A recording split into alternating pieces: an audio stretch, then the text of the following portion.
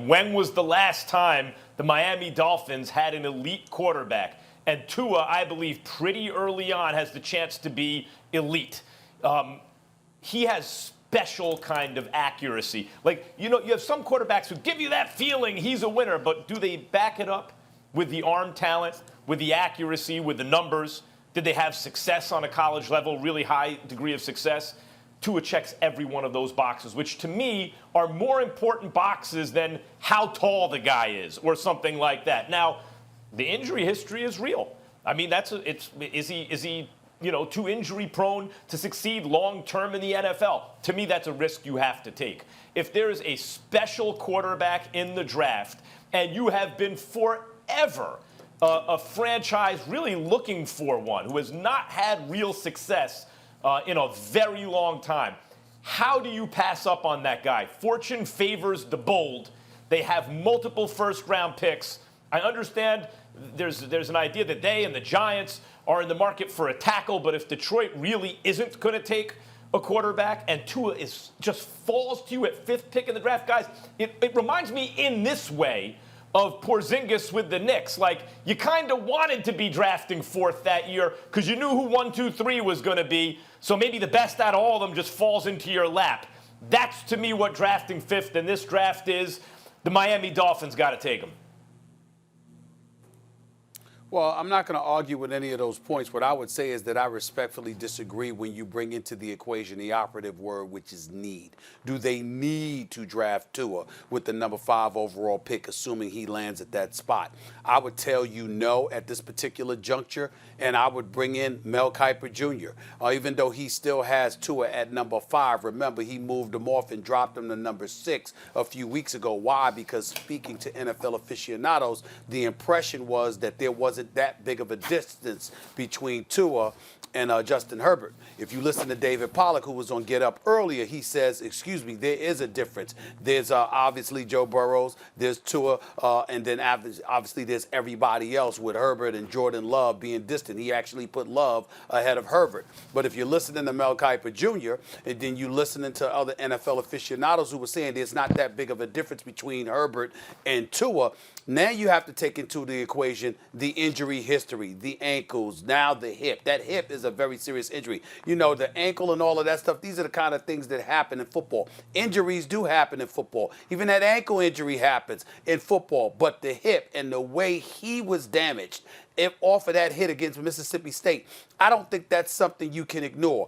Plus, they had some stat up earlier, and since yesterday they were throwing out the fact that, I think that Tua has thrown the ball away about 12 times in 2 years. He has a penchant for holding on the ball. When I interviewed Nick Saban last week, that's what Nick Saban brought up.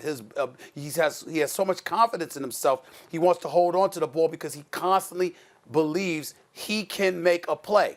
Then I got to take into the equation, Max and Dan, who he's playing with. Who do you have if you're the Miami Dolphins at this particular juncture?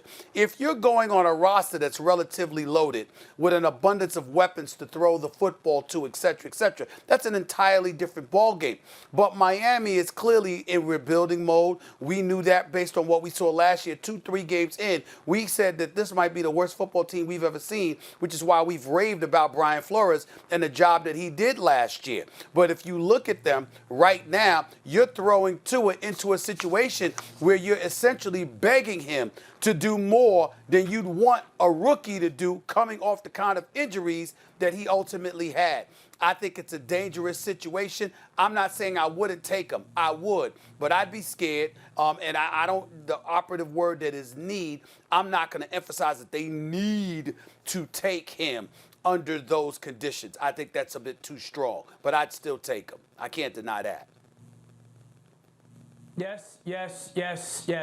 They need to take Tua. 5 reasons I'm going to give you guys. First of all, remember about 13 years ago, this is the same organization that passed on Drew Brees because of injury. They've been trying to find Drew Brees since they made that decision.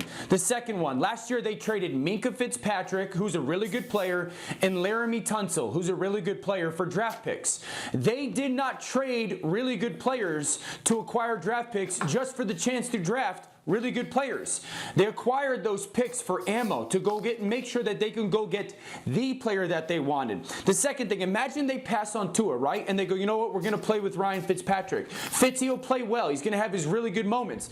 And they win 7 or 8 games. And then you go into year 3 in 2021 of a rebuild for Brian Flores and Chris Greer, the general manager and head coach. They're going into year 3 of a rebuild, and they're going to have the 8th or 9th pick, and they still don't have a quarterback. The fourth thing, Nick Saban, one of the greatest coaches of all time, Stephen A., you just mentioned him. He said at halftime of the national championship 3 years ago, hey, Tua, I need you to go win this football game.